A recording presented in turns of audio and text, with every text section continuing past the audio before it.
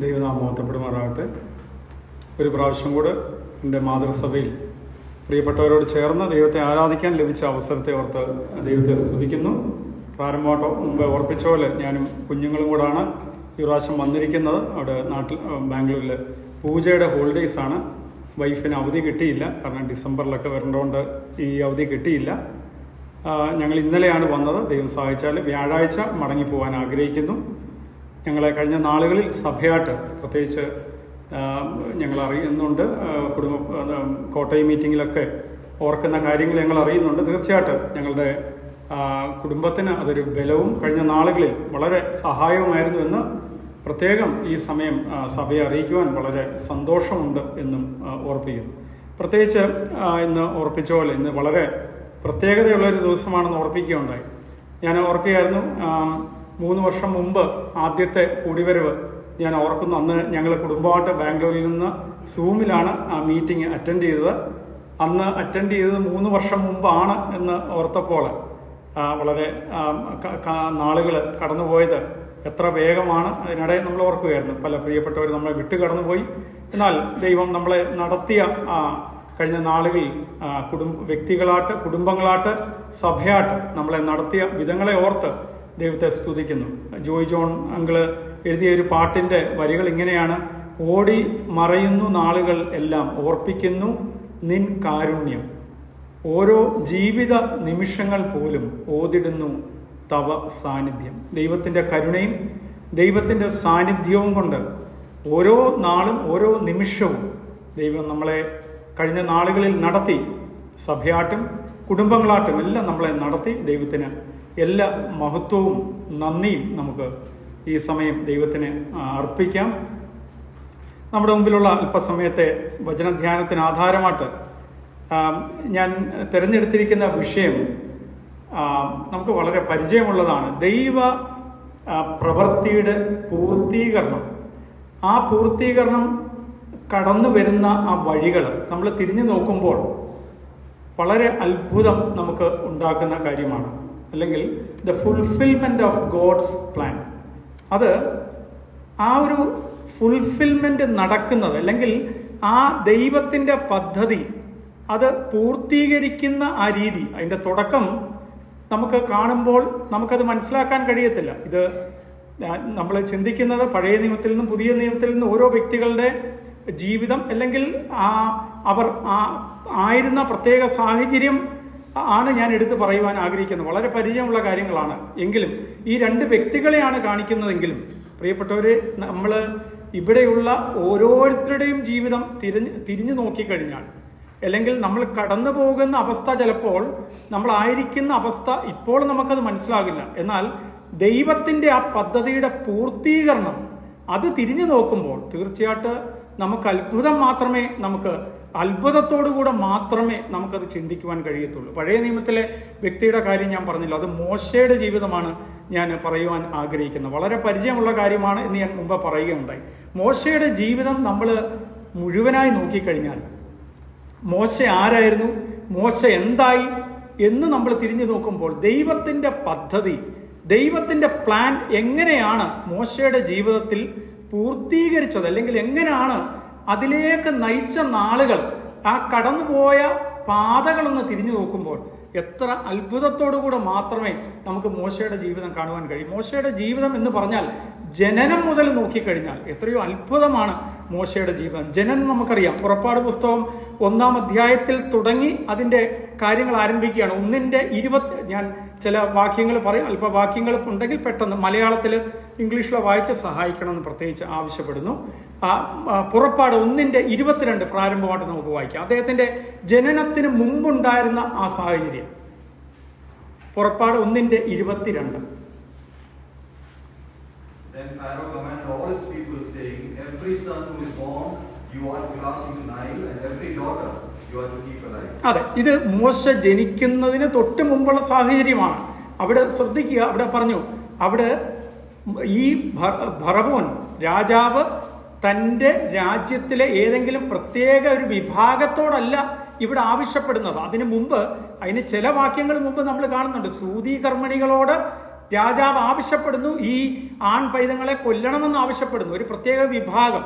എന്നാൽ അത് കഴിഞ്ഞിട്ട് അത് ആ പ്ലാൻ വർക്കൗട്ട് ആയില്ല, അല്ലെങ്കിൽ അത് വിജയിച്ചില്ല എന്ന് കണ്ടപ്പോൾ രാജാവ് ആവശ്യപ്പെടുന്നു, തൻ്റെ രാജ്യത്തിലെ സകല പ്രജകളോടും ആവശ്യപ്പെടുകയാണ്, എല്ലാ ജനത്തോടും, to all people in his kingdom, എല്ലാ ജനത്തോടും ആവശ്യപ്പെടുകയാണ്. എന്താണ്? ഈ രാജ്യത്ത് ജനിക്കുന്ന എബ്രായ ആൺകുഞ്ഞുങ്ങളെ എല്ലാം നദിയിൽ എറിഞ്ഞു കളയണം. തീർച്ചയായിട്ടും ചിന്തിക്കുക, ഈ ഒരു കൽപ്പനയെ അതിജീവിക്കുവാൻ വളരെ പ്രയാസമാണ്, അല്ല അസാധ്യമാണ്. കാരണം ഏതെങ്കിലും ഒരു പ്രത്യേക ഒരു വിഭാഗത്തോടാണെങ്കിൽ നമുക്ക് അവരുടെ കണ്ണ് വെട്ടിച്ച് എങ്ങനെയെങ്കിലും വളർത്താം. ഇതങ്ങനെയല്ല, സർവ്വജനത്തോടും രാജാവ് ആവശ്യപ്പെട്ടിരിക്കുകയാണ്. അങ്ങനെയുള്ള ഒരു സാഹചര്യത്തിൽ ഒരിക്കലും ഒരു കുഞ്ഞിനെ വളർത്തിക്കൊണ്ടുവരുവാൻ, അതിൻ്റെ കരച്ചിലും അല്ലെങ്കിൽ അതിൻ്റെ വളർച്ചയും ഒക്കെ അതിനെ ആ പാതയിൽ അതിനെ അതിജീവിക്കുവാൻ, ഈ കൽപ്പനയെ അതിജീവിക്കുവാൻ ഏതൊരു മാതാപിതാക്കൾക്കും ബുദ്ധിമുട്ടാണ്, അസാധ്യമാണ്. എന്നാൽ അങ്ങനെയുള്ള സാഹചര്യത്തിൽ ജനിച്ച മോശ, അത്ഭുതം അവിടെ ആരംഭിക്കുകയാണ് മോശയുടെ ജീവിതത്തിൽ. പ്രിയപ്പെട്ടവരെ, പുറപ്പാട് 2:10 വായിക്കുക. പുറപ്പാട് 2:10. അവൾ അവനെ ഫറവോന്റെ പുത്രിയുടെ അടുക്കൽ കൊണ്ടുപോയി, അവൻ അവൾക്ക് മകനായി, ഞാൻ അവനെ വെള്ളത്തിൽ നിന്ന് വലിച്ചെടുത്തു എന്ന് പറഞ്ഞു. അവൾ അവന് മോശ എന്ന് പേര്. ഇത് അശ്രദ്ധിക്കുക, നമ്മൾ ആദ്യം വായിച്ച 1:22. അവിടെ പറഞ്ഞത്, രാജാവ് പറയുന്നു, ജനിക്കുന്ന എബ്രായ ആൺകുഞ്ഞുങ്ങളെ മുഴുവൻ നൈൽ നദിയിലേക്ക് എറിഞ്ഞു കളയണമെന്ന് പറയുന്നു. സകല ജനത്തോടും ആവശ്യപ്പെടുകയാണ്, നൈൽ നദിയിലേക്ക് എറിയണം. ഇവിടെ 2:10 നമ്മൾ വായിക്കുന്നു, അതേ നദിയിൽ നിന്ന് വലിച്ചെടുത്തത് കൊണ്ട് അവന് മോശ എന്ന് പേരിട്ടു. ഹല്ലേലൂയ! എത്രയോ അത്ഭുതമാണ് അവിടെ ആരംഭിക്കുകയാണ്. മോശയുടെ ജീവിതത്തിൽ അത്ഭുതങ്ങൾ അവിടെ ആരംഭിക്കുകയാണ്. ഏത് നദിയിലേക്ക് എറിഞ്ഞു കളയണമെന്ന് ആവശ്യപ്പെട്ടോ ആ നദിയിൽ നിന്ന് ഈ കൽപ്പന പുറപ്പെടുവിച്ച രാജാവിന്റെ മകൾ ഇതാ മോശയെ വലിച്ചെടുക്കുന്നു. ആ മോശയ്ക്ക്, ആ കുഞ്ഞിന് പേരിടുകയാണ്, വെള്ളത്തിൽ നിന്ന് വലിച്ചെടുത്തവനെന്ന് അർത്ഥമുള്ള മോശ എന്ന പേര്. ഇവിടെയാണ് മോശയുടെ ജീവിതം അത്ഭുതം ആരംഭിക്കുകയാണ്. നമുക്കറിയാം, ഞാൻ വിശദീകരിക്കുന്നില്ല, മോശയുടെ ജനനം മാത്രമല്ല, മോശയുടെ ജീവിതം എത്രയോ അത്ഭുതകരമായിരുന്നു. നമുക്ക് 1-2 വാക്യങ്ങൾ മാത്രം വായിക്കാം. മോശയുടെ ജീവിതം, സംഖ്യ 12:7. അവിടെ ദൈവം അവിടെ പറയുന്ന കാര്യങ്ങൾ ശ്രദ്ധിക്കുക. മോശയുടെ ജീവിതത്തെക്കുറിച്ച്, അല്ലെങ്കിൽ മോശ ജീവിച്ച സമയം, ദൈവവുമായിട്ടുള്ള ബന്ധത്തിൽ മോശ ജീവിച്ചപ്പോൾ ഉണ്ടായിരുന്ന അനുഭവം ഒന്ന് വായിക്കുക.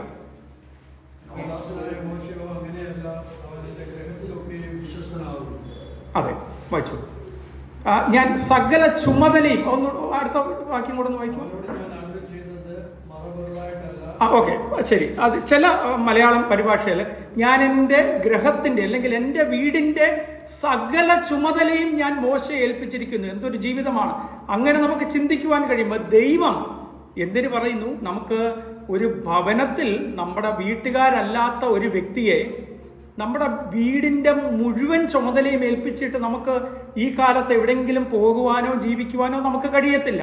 നമുക്ക് ഈ കാലത്ത് അങ്ങനെ ഉണ്ടെങ്കിൽ തന്നെ പല ക്രമീകരണങ്ങൾ, CCTV ഉൾപ്പെടെയുള്ള ക്രമീകരണങ്ങൾ ചെയ്തിട്ടേ നമ്മൾ മറ്റൊരാളെ ഏൽപ്പിക്കത്തുള്ളൂ. അങ്ങനെ ഏൽപ്പിക്കുന്നത് ബുദ്ധിമുട്ടാണ്. എന്നാൽ ഇവിടെ സർവശക്തനായ ദൈവം ഇവിടെ അരുളി ചെയ്യുകയാണ്, ഞാൻ എൻ്റെ ഭവനത്തിൻ്റെ ഗ്രഹവിചാരകത്വം അല്ലെങ്കിൽ ഭവനത്തിൻ്റെ മുഴുവൻ ചുമതല ഒരു വ്യക്തിയെ ഏൽപ്പിച്ചിരിക്കുന്നു. അത് മോശയാണ്. എത്രയോ അത്ഭുതമാണ്! ദൈവവുമായിട്ടുള്ള ബന്ധത്തിൽ അതൊരു അത്ഭുതമാണെങ്കിൽ, ഇനി നമ്മുടെ മാനുഷികമായ നിലയിൽ തൻ്റെ ശരീരത്തിൻ്റെ അവസ്ഥ എന്തായിരുന്നു എന്ന് നമ്മൾ ആവർത്തന പുസ്തകത്തിൽ നമ്മൾ വായിക്കുന്നുണ്ട്. 34-ാം അധ്യായം അതിൻ്റെ 5-ാം വാക്യം, 34-ന്റെ 7-ാം വാക്യം വായിച്ചോളൂ. ആവർത്തനം 34-7. യെസ്, അതെ അതെ, ഇത് തന്നെ ഒരു അത്ഭുതമല്ലേ? ജീവിച്ച മോശ നമ്മളൊക്കെ കാണുന്ന വളരെ ബലഹീനതയുള്ള ശരീരത്തിലാണ്. എൻ്റെ പ്രായത്തിൽ പോലും അനേക പ്രയാസങ്ങളാണ് ശരീരത്തിൽ അനുഭവിക്കുന്നത്. ഇവിടെ എന്നാൽ കാണുന്നു, മോശ മരിക്കുമ്പോൾ 120 വയസ്സ്, അവൻ്റെ കണ്ണ് മങ്ങുകയോ ബലം ക്ഷയിക്കുകയോ ചെയ്തില്ല. ഇത്ര അത്ഭുതമാണ്. മാനുഷികമായ ഒരു തലത്തിൽ നമ്മൾ ചിന്തിക്കുകയാണെങ്കിൽ അത് തന്നെ ഒരു അത്ഭുതമാണ്. തൻ്റെ ജീവിതം ഒരു അത്ഭുതമായിരുന്നു. താൻ ദൈവവുമായിട്ടുള്ള ബന്ധത്തിലും തൻ്റെ ജീവിതം എത്രയോ അത്ഭുതമായിരുന്നു. സകല ചുമതലയും ദൈവം ഭരമേൽപ്പിച്ച ഒരു മനുഷ്യൻ. ഈ വ്യക്തിയുടെ മരണം തൻ്റെ അടക്കം. ഇതൊന്നും പറയേണ്ട ആവശ്യമില്ല, വായിക്കേണ്ട ആവശ്യമില്ല, നമുക്കറിയാവുന്നതാണ്. ആവർത്തനം, അതേ പുസ്തകം തന്നെ, ആവർത്തനം 34:5-6 വാക്യങ്ങൾ.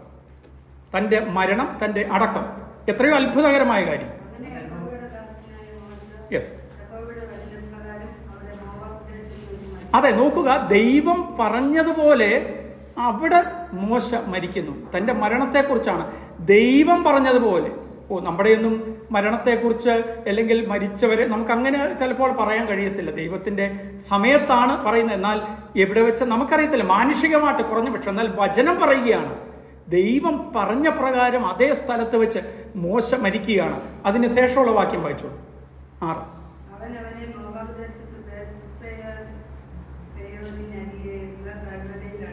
നോക്കുക, അദ്ദേഹത്തിന്റെ അടക്കത്തെക്കുറിച്ച് അത്യത്ഭുതകരമായ കാര്യം പിന്നീടുള്ള വാക്യങ്ങളിൽ കാണുന്നുണ്ട്.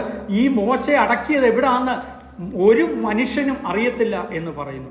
ഇത്ര അത്ഭുതകരമായ ഒരു ജീവിതം, ജനനം മുതൽ മരണം വരെ, അല്ല അടക്കം വരെ അത്ഭുതങ്ങൾ നിറഞ്ഞ ഒരു മനുഷ്യൻ മോശ. ഇത് നമുക്ക് മാനുഷികമായിട്ട് ചിന്തിക്കുമ്പോൾ വലിയ അത്ഭുതമാണ്. തീർച്ചയായിട്ടും ഏതൊരു വ്യക്തി ചിന്തിച്ചാലും ഇതൊരു അത്ഭുതമാണ്.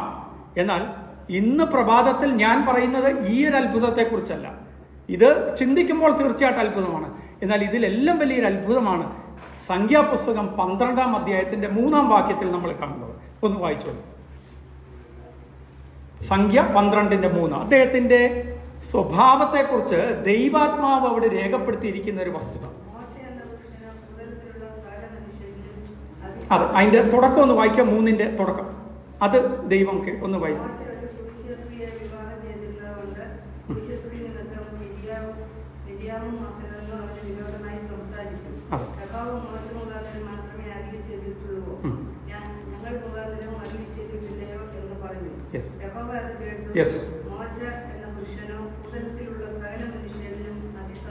അതെ, നമുക്ക് വളരെ പരിചയമുള്ള കാര്യമാണ്. എന്നാൽ ഞാൻ പറയുന്നത് ഏറ്റവും വലിയ അത്ഭുതം എന്ന് പറഞ്ഞാൽ ഇതാണ്. മോശ ഭൂതലത്തിലുള്ള സകല മനുഷ്യരിലും സൗമ്യനായിരുന്നു. ഞാൻ അതിനോട് ചേർന്ന് ആൻറ്റിയോട് ഒരു വാക്യം, അതിനോട് ചേർന്നുള്ള ഒരു വാക്ക് വായിക്കാൻ പറഞ്ഞത്, അത് യഹോവ കേട്ടു. പ്രിയപ്പെട്ടവരെ, അവിടെ നമുക്കറിയാം ഇത് ആരാണ് പറയുന്നത്, യഹോവ എന്താണ് കേട്ടതെന്ന് നമുക്കറിയാം.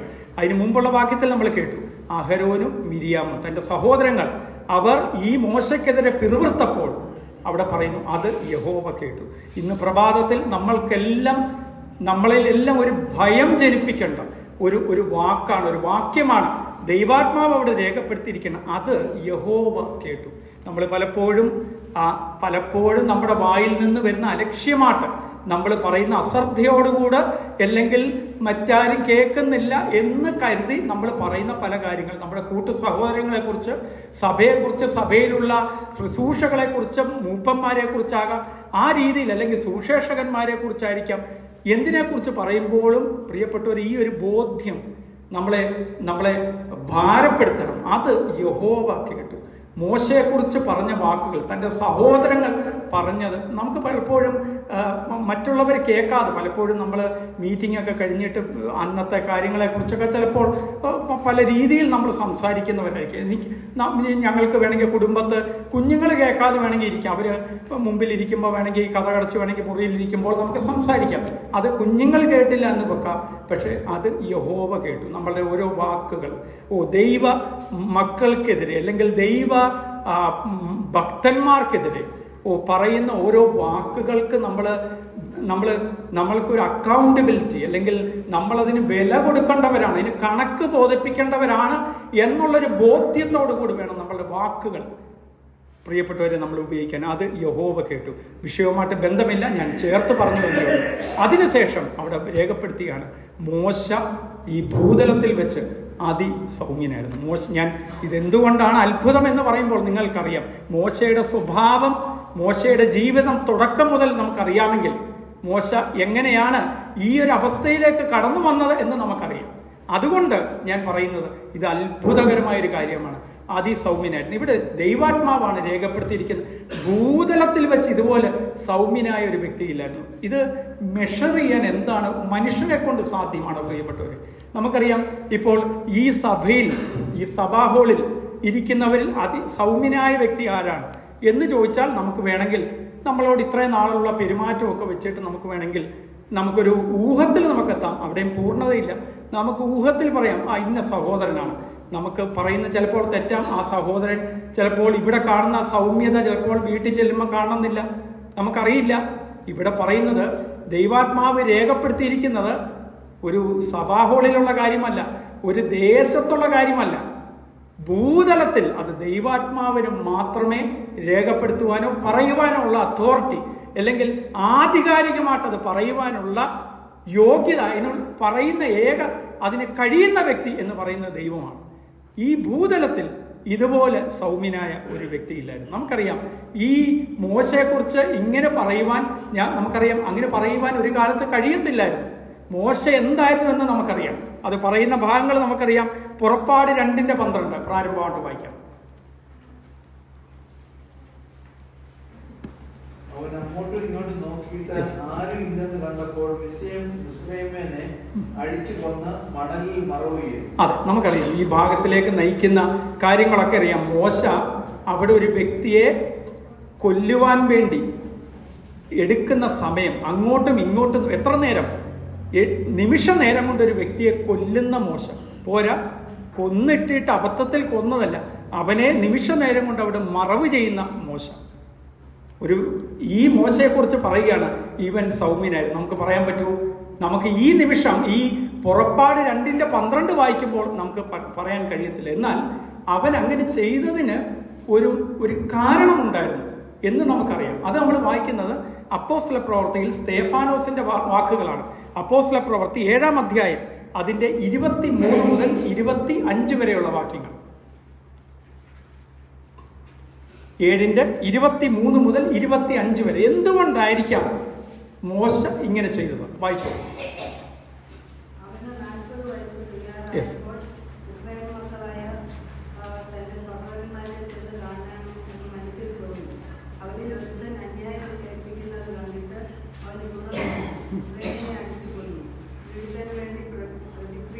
യെസ്.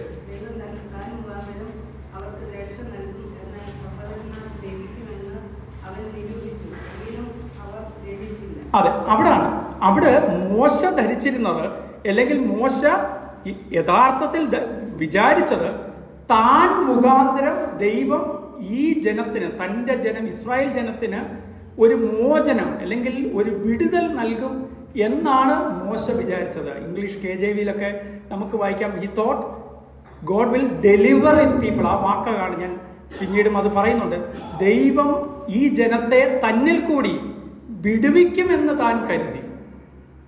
തൻ്റെ ചിന്ത കറക്റ്റായിരുന്നു, തൻ്റെ ലക്ഷ്യം കറക്റ്റായിരുന്നു. പക്ഷേ താൻ തിരഞ്ഞെടുത്ത മാർഗം, തന്നിൽ കൂടി ദൈവം ചെയ്യുമെന്ന് താൻ കരുതിയ ആ വിടുതൽ ദൈവം പക്ഷെ ചെയ്യാൻ ആഗ്രഹിച്ചത് മറ്റൊരു മാർഗത്തിൽ കൂടിയായിരുന്നു. ഇത് മോശയുടെ കരുത്തുകൊണ്ടല്ല, മോശയുടെ ഏതെങ്കിലും പ്രാപ്തി കൊണ്ട് ഈ ജനത്തെ വിടുവിക്കുവാൻ വേണ്ടിയല്ല ദൈവം ആഗ്രഹിച്ചത്. പക്ഷേ ആ ഒരു തലത്തിലേക്ക് വരുന്നതിന് മുമ്പ് അവനെ ദൈവത്തിൻ്റെ കയ്യിലേക്ക് പാകപ്പെടുന്ന രീതിയിൽ ഉപകരിക്കുവാൻ വേണ്ടി ദൈവം ആഗ്രഹിച്ച് അവനെ രൂപാന്തരപ്പെടുത്തുന്നതായിട്ടാണ് നമ്മൾ കാണുന്നത്.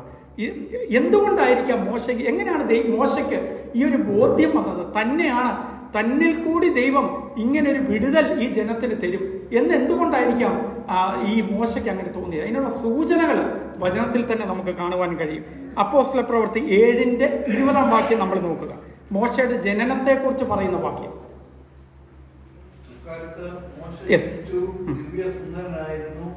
അവനെ 3 മാസം അപ്പന്റെ വീട്ടിൽ പോയി. ഓക്കെ, ഞാൻ വായിച്ച എനിക്കൊന്ന് ഡിഫറെന്റ് വേർഷനാണ് മലയാളം. അവിടെ ഇങ്ങനെയാണ്, ഈ കാലത്ത് മോശ ജനിച്ചു, അവൻ ദൈവത്തിന് പ്രിയങ്കരനായിരുന്നു. അല്ലെങ്കിൽ ദൈവത്താൽ ഒരു തെരഞ്ഞെടുപ്പ്. മറ്റു കുഞ്ഞുങ്ങളെ കുറിച്ച് അങ്ങനെ, അവൻ ദൈവത്തിന് പ്രിയങ്കരനായിരുന്നു, അവൻ ദൈവത്താൽ തിരഞ്ഞെടുക്കപ്പെട്ടവനായിരുന്നുവെന്ന് ചിലപ്പോൾ അവൻ്റെ അമ്മ അവന് പറഞ്ഞു കൊടുത്തിരിക്കുക. ഈ ഒരു ബോധ്യം അവനിലേക്ക് അമ്മ അവന് കൊടുത്തിരിക്കാം. നീ സാധാരണ ഒരു കുഞ്ഞിനെ പോലെയല്ല, നീ ദൈവത്താൽ തിരഞ്ഞെടുക്കപ്പെട്ടവനാണ്, ഈ ദൈവജനത്തെ വിടുവിക്കുവാൻ വേണ്ടി നീ തിരഞ്ഞെടുക്കപ്പെട്ടവനാണ് എന്നൊരു ബോധ്യം, അല്ലെങ്കിൽ അങ്ങനെ ഒരു തിരിച്ചറിവ് ഈ മോശയ്ക്ക് ലഭിച്ചിരിക്കാം. എന്നാൽ അവൻ ആ ബോധ്യം ഉണ്ടായിരിക്കെ അവൻ വിടുവിക്കാൻ വേണ്ടി തിരഞ്ഞെടുക്കുന്ന മാർഗം നമുക്കറിയാം. എബ്രായ ലേഖനത്തിലൊക്കെ വായിക്കുന്നുണ്ട്. എബ്രായ ലേഖനം 11-ാം അധ്യായത്തിന്റെ 20-ാം വാക്യത്തിൽ അവിടെ കാണുന്നു, എടുക്കണ്ട, അവിടെ കാണുന്നു അവൻ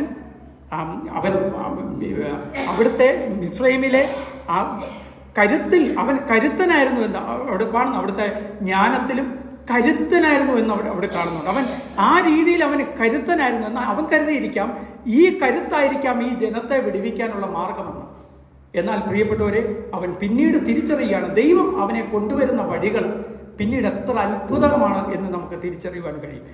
ഒരു വാക്യം കൂടി നമുക്ക് ഇവിടെ അവൻ ചെയ്യുന്നത്, ഒരു മിസ്രൈമിനെ കൊന്ന് അവൻ ഇസ്രായേൽ ഈ ജനത്തെ വിടുവിക്കുന്നതായിട്ട് അല്ലെങ്കിൽ ഡെലിവർ ചെയ്യുന്നതായിട്ട് കാണുന്നു. പിന്നീട് അടുത്തതായിട്ട് ഈ ഡെലിവറൻസ് അല്ലെങ്കിൽ ഡെലിവേർഡ് എന്ന വാക്ക് വരുന്നത്, വിടുവിച്ചു എന്ന വാക്ക് വരുന്നത് പുറപ്പാട് 2-ന്റെ 19-ാം വാക്യത്തിലാണ്. അതൊന്ന് വായിക്കൂ. പുറപ്പാട് 2-ന്റെ 19. ഞങ്ങളെ വിടുവിച്ചു, ഞങ്ങൾക്ക് വെള്ളം കോരി തന്നു, ആടുകളെ കുടിപ്പിച്ചു എന്ന് അവർ പറഞ്ഞു. അതെ, ഇവിടെ നമുക്കറിയാം ആരാണിത് പറയുന്നതെന്നറിയാം. അവർ ആ പെൺകുട്ടികൾ 7 പുത്രിമാർ ഉള്ള ആ പിതാവിനോട് അവർ പറയുകയാണ്, എന്തുകൊണ്ടാണ് നിങ്ങൾ നേരത്തെ ഇന്ന് വന്നതെന്ന് ചോദിക്കുമ്പോൾ അവർ പറയാണ്, ആ വാക്ക് ശ്രദ്ധിക്കുക, ഒരു മിസ്രൈമ്യൻ ഞങ്ങളെ വിടുവിച്ചു. അവിടെ ബ്രദറെ, മിസ്രൈമ്യൻ വിടുവിച്ചെന്നുള്ള വാക്കാണോ?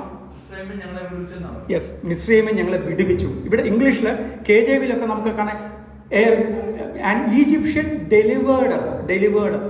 ഈ ഒരു ബോധ്യം ഇദ്ദേഹത്തിന്റെ ഉള്ളിൽ, മോശയുടെ ജീവിതത്തിൽ ഈ ഒരു ബോധ്യം അവനുണ്ട്. അവനെ തിരഞ്ഞെടുത്തിരിക്കുന്നത് ഈ ഇസ്രായേൽ ജനത്തെ വിടുവിക്കാൻ വേണ്ടിയാണ്. അവന്റെ കരുത്തിൽ അവന് ചെയ്യാവുന്ന കാര്യം ആദ്യം നമ്മൾ കണ്ടു, ഒരു മിസ്രൈമിനെ കൊന്ന് അവൻ ഒരുത്തനൊരു വിടുതൽ കൊടുക്കാൻ ശ്രമിക്കുന്നു. എന്നാൽ ഇവിടെ രണ്ടാമത് നമ്മൾ കാണുന്നു, ചില വാക്യങ്ങൾ താഴെ പുറപ്പാട് പുസ്തകത്തിൽ കാണുകയാണ്. ആ പെൺകുട്ടികൾ പറയാണ്, ഒരു ഈജിപ്ഷ്യൻ അല്ലെങ്കിൽ ഒരു മിസ്രൈമ്യൻ ഞങ്ങളെ വിടുവിച്ചു. പ്രിയപ്പെട്ടവരെ ശ്രദ്ധിക്കുക, ഈ 19-ാം വാക്യം ഞാൻ വളരെ പ്രാധാന്യത്തോട് കാണുന്ന ഒരു വാക്യം ഇതാണ്. ഇവിടെ മുതലാണ് മോശയുടെ ജീവിതം മാറ്റിമറിക്കുന്നത്.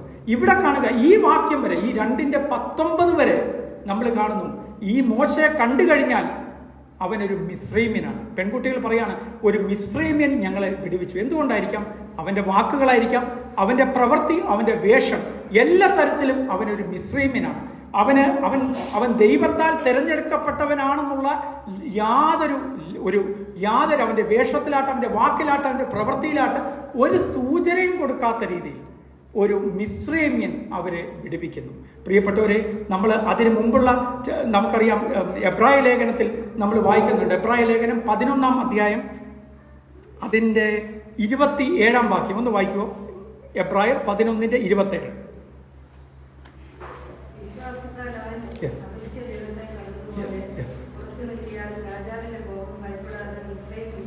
അതെ, അവിടെ പറഞ്ഞിരിക്കുന്ന അവൻ രാജാവിന്റെ കോപം ഭയപ്പെടാതെ മിസ്രൈം വിട്ടുപോന്നു. ഇംഗ്ലീഷിൽ KJV-ലൊക്കെ പറയുന്ന ഈ ഫോർസൂക്ക് ഈജിപ്റ്റ്, അതായത് ഈജിപ്റ്റ് എന്ന ആ ദേശം, ഈജിപ്റ്റുമായി ബന്ധപ്പെട്ട കാര്യങ്ങൾ, ഈജിപ്തിൻ്റെ എല്ലാ കാര്യങ്ങളും വിട്ടുപോന്നു. ധാരാളം കാര്യങ്ങൾ അവന് ഈജിപ്തിൽ നിന്ന് നേടിയത് പറയുവാനുണ്ട്.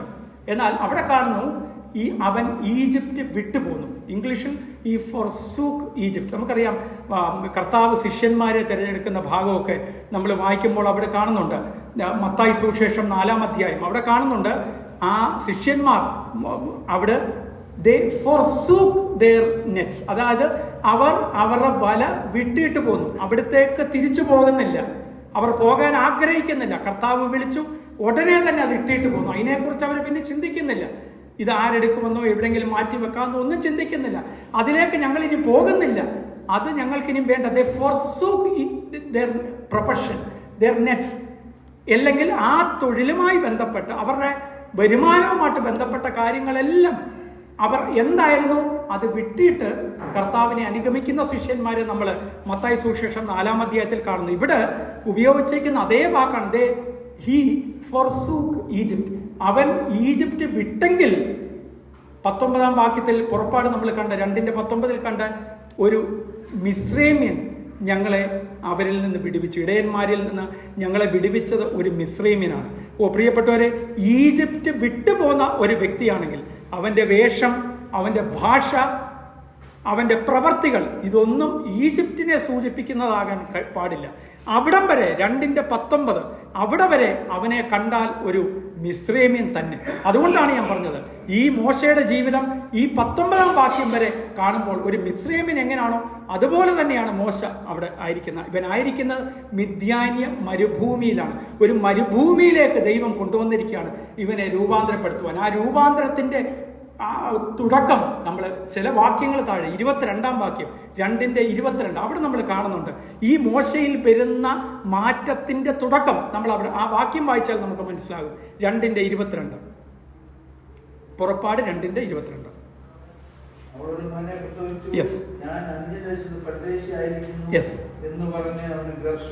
അതെ, തന്റെ ആദ്യ മകന് പേരിടുന്ന മോശ, അവിടെ ഇടുന്ന പേര് ശ്രദ്ധിക്കുക.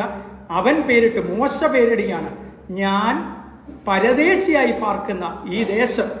അതായത് ആകെ ഒരു ലോൺലിനെസ്, അവൻ ഒരു ഒറ്റപ്പെട്ട അവസ്ഥ. അവന് കുഞ്ഞായി, അവന് ഭാര്യയുണ്ട്, അവന് അമ്മായിപ്പനുണ്ട്, ആ ഭാര്യയ്ക്ക് സഹോദരിമാരുണ്ട്. അവൻ ഒറ്റപ്പെടാൻ പാടില്ല, അവനങ്ങനെ തോന്നുന്നതല്ല. പക്ഷേ ഇവരെല്ലാവരും ഉണ്ടായിട്ടും അവന് തോന്നൽ he's in A foreign land. പല ഇംഗ്ലീഷ് പരിഭാഷയിൽ ഇട്ടിരിക്കുന്ന അതാണ്, he's in a strange land. I M A stranger in a strange land. അവന് മൊത്തത്തിൽ അവൻ ആ ദേശത്തിനുള്ളവനല്ല, അല്ലെങ്കിൽ അവൻ എന്തെങ്കിലും അല്ല, അവൻ എന്തെങ്കിലും ആണ് എന്ന് കരുതിയാണ് 19 വാക്യത്തിൽ നമ്മൾ വായിക്കുന്നത്. ഒരു മിസ്രൈമ്യൻ, അവൻ ആ ഇടയന്മാരെ ഓടിച്ചു വിടുന്നതായിട്ട് കാണുന്നു. എന്നാൽ ഈ താഴേക്കുള്ള വാക്യങ്ങളിലേക്ക് വരുമ്പോൾ നമുക്കറിയാം, 3-ാം അധ്യായം മുതൽ അത്ഭുതങ്ങൾ ആരംഭിക്കുകയാണ്. ദൈവം ഈ മോശയെ ആ മുൾപ്പടർപ്പിൽ പ്രത്യക്ഷനായി വലിയൊരു ശുശ്രൂഷയ്ക്ക് വേണ്ടി തിരഞ്ഞെടുക്കുവാൻ പോവാണ്. അതിനു മുമ്പുള്ള അവസാന വാക്യങ്ങളാണ് നമ്മൾ ഈ വായിക്കുന്നത്. അവിടെ കാണുന്നു, ഞാൻ ഒരു പരദേശിയായിട്ട് പാർക്കുന്ന ദേശത്ത്. പ്രിയപ്പെട്ടവർ, അവിടെ പറയുന്നത് ഒരു ഇംഗ്ലീഷ് പരിഭാഷയിൽ I am an alien in a strange land. Alien എന്ന് പറഞ്ഞാൽ അന്യഗ്രഹജീവി. ഞാൻ ഈ ഗ്രഹത്തിനുള്ളവനല്ല, ഈ ദേശത്തിനുള്ളവനല്ല, ഞാൻ പരദേശിയായിട്ട്. അനേകർ എന്നെ എനിക്ക് ചുറ്റുമുണ്ട്, പക്ഷെ സ്റ്റിൽ ഞാൻ ഈ സോളിറ്റ്യൂഡ്, നമുക്ക് പലപ്പോഴും ആ ഒരു അവസ്ഥ ഉണ്ടായിരിക്കാം. പലപ്പോഴും ഒത്തിരി പേരുണ്ട് എന്ന് നമുക്ക് തോന്നാം, പക്ഷേ സ്റ്റിൽ നമുക്ക് ഈ ഒരു ഏകാന്തത, ആരുമില്ല എന്നൊരു തോന്നൽ. അതേ അനുഭവത്തിൽ കൂടിയാണ് മോശ തൻ്റെ മകനിട്ടിരിക്കുന്ന പേര് അതിനെയാണ് കാണിക്കുന്നത്. എന്നാൽ ഞാൻ പറയട്ടെ, അവിടെ മുതൽ അതിനുശേഷമുള്ള 3-ാം അധ്യായം തൊട്ട് ആരംഭിക്കുകയാണ്. അവിടെ മുതൽ ദൈവം ഈ മോശയുടെ ജീവിതത്തിൽ ചെയ്യാൻ പോകുന്ന അത്ഭുതകരമായ ശുശ്രൂഷ പ്രവർത്തിക്ക് വേണ്ടി വിളിക്കുന്നതായിട്ട് കാണുന്നു. പിന്നെ നമ്മൾ കാണുന്ന മറ്റൊരു മോശയാണ്. പ്രിയപ്പെട്ടവരെ, നമ്മൾ സംഖ്യാപുസ്തകം 12:3 വായിച്ച മോശ അതിസൗമ്യനായ, ഈ ഭൂലോകത്ത് ഇതുപോലെ സൗമ്യനായ ഒരു വ്യക്തി ഇല്ലായിരുന്നു എന്ന് നമ്മൾ കാണുമ്പോൾ മോശയുടെ ജീവിതത്തിന്റെ പരിവർത്തനം ആരംഭിക്കുന്നത് ഇവിടെയാണ്. ഒരു കണ്ടാൽ മിസ്രൈമ്യനായ ഈ മോശ, എന്നാൽ അവന്റെ ജീവിതം മാറ്റിമറിച്ചത്, ഈ ദൈവം ഇവൻ ആ അവസ്ഥയിൽ നിന്ന് അവൻ നിന്നാൽ ദൈവത്തിന്റെ ആ പർപ്പസ് തികയ്ക്കാൻ കഴിയത്തില്ല എന്ന് കരുതുന്ന ദൈവം.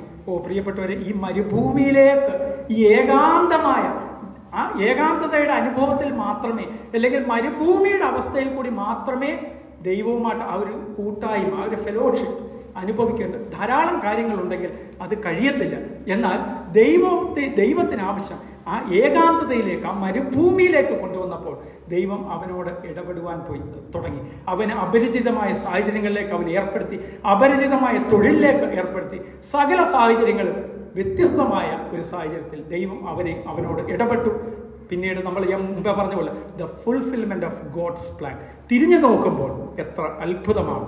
പുതിയ നിയമത്തിലേക്ക് വളരെ വേഗത്തിൽ 5 മിനിറ്റ് കൊണ്ട് ഞാൻ തീർക്കാവുന്ന രീതിയിൽ പുതിയ നിയമത്തിലെ ഒരു വ്യക്തിയെ കൂടെ പരിചയപ്പെടുത്തുന്നു. അപ്പോസ്തല പ്രവൃത്തികൾ 8-ാം അധ്യായം.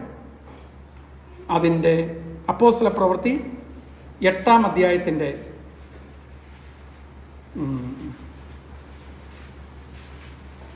ഫിലിപ്പോസിനെ കുറിച്ചാണ് ഞാൻ പറഞ്ഞത്. 8:26. യെസ് യെസ് അതെ, അത്രയും മതി. അവിടെ ഇംഗ്ലീഷ് ഇവിടെ പറയുന്നു ഗസയ്ക്കുള്ള, ഗസ നമുക്കറിയാം ഇന്നത്തെ ഏറ്റവും സംസാരം വളരെ സംഭവ ബഹുലമായ ഒരു സ്ഥലമാണ്. അതേ സ്ഥലം തന്നെയാണ് ഇവിടെ പറഞ്ഞിരിക്കുന്നത്. അന്ന് അവിടെ പറയുന്ന ഗസ നിർജ്ജനമായ പ്രദേശം, മലയാളത്തിൽ നിർജ്ജനം, ജനങ്ങളില്ലാത്ത പ്രദേശം. എന്നാൽ ഇംഗ്ലീഷിൽ KJV-യിലൊക്കെ നമ്മൾ വായിക്കും ഗസ. അതിനുശേഷം അതിനെക്കുറിച്ച് വിശദീകരിക്കുകയാണ്, വിച്ച് ഈസ് എ ഡെസേർട്ട്, അതായത് ഒരു മരുഭൂമി. Gaza which is a desert. ഇത് വിളിക്കുന്നത് ചില മറ്റ് ESV യിലൊക്കെ പറയുന്നത് ദിസ് ഈസ് ഗസയെക്കുറിച്ച് പറഞ്ഞിട്ട് ഫുൾ സ്റ്റോപ്പ്, അതിന് ശേഷം പറയാണ് this is a desert place. അതായത് മരുഭൂമി ഉള്ള നിർജ്ജനമായ ഒരു മരുഭൂമിയാണ് ഗസ. ആരെയാണ് വിളിക്കുന്നത്? വേഗത്തിൽ ഞാൻ പറയാം. ഫിലിപ്പോസ്. നമുക്കറിയാം 8:26 കാണുന്ന ഫിലിപ്പോസ്, അതിന് മുമ്പുള്ള വാക്യങ്ങളിൽ നമ്മൾ കാണുന്നത് ഈ ഇതിൻ്റെയൊക്കെ പശ്ചാത്തലം നമുക്കറിയാം, അതുകൊണ്ട് ഞാൻ വിശദീകരിക്കാൻ ആഗ്രഹിക്കുന്നില്ല. 8:5, 6 വാക്യങ്ങൾ മാത്രം ഒന്ന് വായിക്കാം. 5, 6.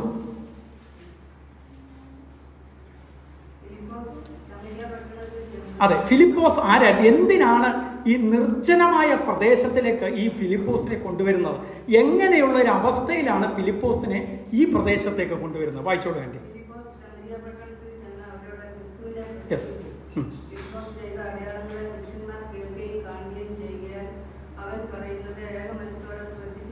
യെസ്.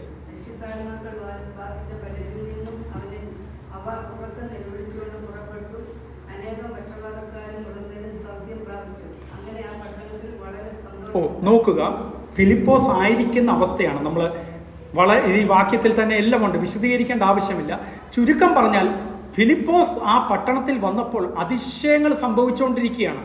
അതിനുശേഷം അവിടെ ചേർത്ത് പറയുകയാണ്, ആ പട്ടണത്തിൽ സന്തോഷമുണ്ടായി. ആ പട്ടണം മുഴുവൻ, ഒരു പ്രത്യേക ദേശമല്ല, ഒരു പട്ടണം മുഴുവൻ സന്തോഷിക്കത്തക്കവണ്ണം ആ ദേശത്തെ തൻ്റെ പ്രവർത്തനങ്ങൾ, തൻ്റെ ദൈവിക പ്രവൃത്തി ഈ ഫിലിപ്പോസിൽ കൂടി വെളിപ്പെടുത്തുകയാണ്. നമുക്കറിയാം, ഈ ഫിലിപ്പോസിനെ കുറിച്ച് അറിയാം, വിശദീകരിക്കുന്നില്ല. കർത്താവിൻ്റെ ശിഷ്യനല്ല ഈ ഫിലിപ്പോസ്. ഇത് നമുക്കറിയാം ഡീക്കനാണ്, സുവിശേഷകനായ ഫിലിപ്പോസ്. അതൊക്കെ പറയുന്ന വാക്യങ്ങൾ എടുക്കുന്നില്ല. ഇവിടെ താൻ ആയിരിക്കുമ്പോൾ അത്ഭുതം സംഭവിക്കുകയാണ്. ആ പട്ടണം സന്തോഷിക്കുകയാണ്. ആ സമയത്താണ് ഫിലിപ്പോസിനോട് കർത്താവിൻ്റെ ദൂതൻ പ്രത്യക്ഷനായിട്ട് പറയുകയാണ്, നീ നിർജ്ജനമായ പ്രദേശത്തേക്ക് പോകുക. നമുക്കാണെങ്കിൽ തീർച്ചയായിട്ടും ദേഷ്യം വരേണ്ട ഒരു കാര്യമാണ്. വളരെ സന്തോഷമായിട്ട്, വളരെ സ്വസ്ഥമായിട്ട് ദൈവത്തിന് വേണ്ടി ധാരാളം പ്രവർത്തിക്കുമ്പോൾ എന്തിനാണ് എന്നെ ഈ മരുഭൂമിയിലോട്ട് കൊണ്ടുവരുന്നത്?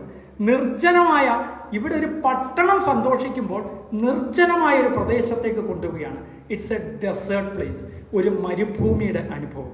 എന്നാൽ പ്രിയപ്പെട്ടവരെ, ആ മരുഭൂമിയിലേക്ക് പോകുന്ന ഫിലിപ്പോസ് പിന്നീട് നമുക്കറിയാം എത്യോപ്യ രാജ്ഞിയുടെ അവിടുത്തെ മുഴുവൻ സാമ്പത്തിക കാര്യങ്ങളുടെ മേൽവിചാരകനായ വ്യക്തി, ആ ഷണ്ണൻ തന്നെ ദൈവം ആ വ്യക്തിയെ തൊടുന്നതും ഫിലിപ്പോസിനിൽ കൂടി ആ വ്യക്തിയിലേക്ക് രക്ഷയുടെ സന്ദേശം എത്തിക്കുന്നതും നമുക്കറിയാവുന്നതാണ്.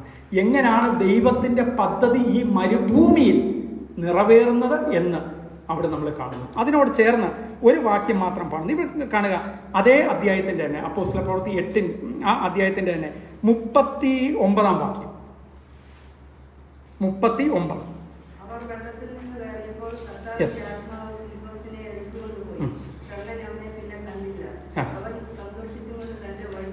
അതെ, അവൻ സന്തോഷിച്ചുകൊണ്ട് തൻ്റെ വഴിക്ക് പോയി. ഇവിടെ നോക്കൂ, ആരാണ് സന്തോഷിച്ചത്? ഷണ്ണൻ. അതായത് നമ്മൾ കണ്ടു, ഫിലിപ്പോസിനെ ദൈവം വിളിക്കുമ്പോൾ കർത്താവിൻ്റെ ദൂതൻ തനിക്ക് പ്രത്യക്ഷനാകുമ്പോൾ തൽ ശമരിയയിലാണ്. അവിടെ ആ പട്ടണം സന്തോഷിക്കുകയാണ്. ഇവിടെ മരുഭൂമിയിലേക്ക്, നിർജ്ജനമായ പ്രദേശത്തിലേക്ക് കർത്താവിൻ്റെ ദൂതൻ അവിടെ പോകുവാൻ ആവശ്യപ്പെടുന്നു. നമുക്ക് സ്വാഭാവികമായിട്ട് നമുക്ക് ചോദിക്കാം എന്തിന്.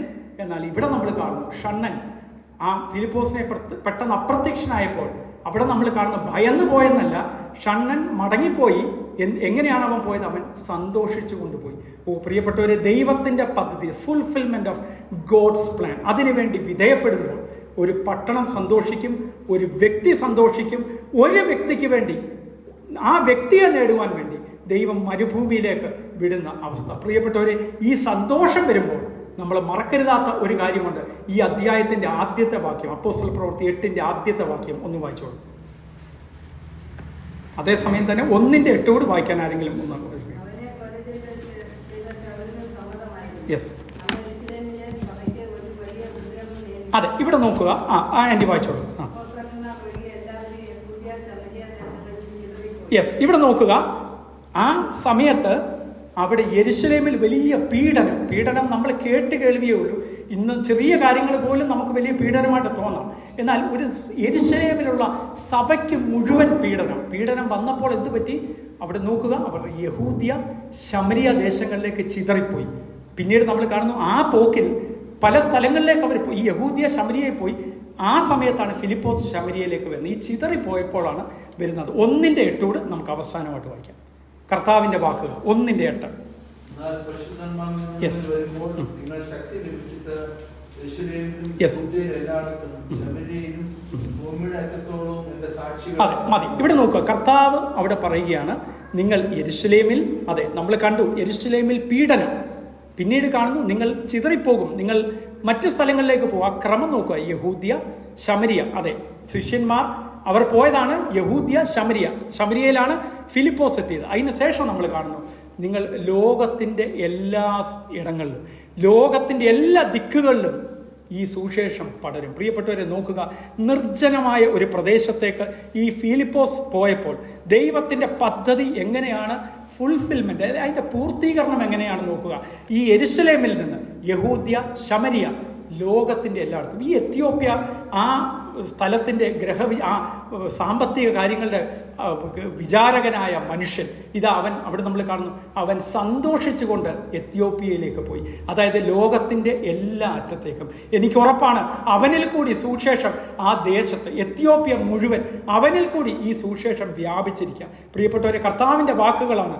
നോക്കുക, യെരൂശലേമിൽ നിന്ന് യഹൂദ്യ ശമരിയ അല്ല, ലോകത്തിൻ്റെ എല്ലായിടത്തും ദൈവത്തിന് കീഴ്പ്പെടുമ്പോൾ, നിർജ്ജനമായ പ്രദേശത്തേക്ക് പോക എന്ന് പറയുമ്പോൾ, പ്രിയപ്പെട്ടവരെ, ഒരു പട്ടണത്തിൽ സന്തോഷത്തോടുകൂടി കഴിഞ്ഞിരുന്ന ഫിലിപ്പോസ് അതിന് വിധേയപ്പെടുമ്പോൾ ഒരു വ്യക്തി അവിടെ രക്ഷിക്കപ്പെടുവാൻ, കർത്താവിനെ അറിയുവാൻ ഇടയാകുമ്പോൾ, ആ വ്യക്തി സന്തോഷത്തോടുകൂടെ പോകുമ്പോൾ അത് ലോകത്തിൻ്റെ എല്ലാ ഭാഗത്തേക്കും ഈ സുവിശേഷം വ്യാപിക്കുന്നതിന് ഇടയായി തരും. പ്രിയപ്പെട്ടവരെ, മരുഭൂമിയുടെ അനുഭവത്തിൽ കൂടി, മറ്റാർക്കും ഇല്ലാത്ത അനുഭവത്തിൽ കൂടി നമ്മൾ കടന്നു പോകുമ്പോൾ, പ്രിയപ്പെട്ടവരെ, ഇറ്റ്സ് ഗോഡ്സ് പ്ലാൻ, അല്ലെങ്കിൽ there is something God wants to fulfil in our life. നമ്മുടെ ജീവിതത്തിൽ എന്തോ ദൈവത്തിന് പൂർത്തീകരിക്കുവാൻ, സഫലമാക്കുവാനുണ്ട്.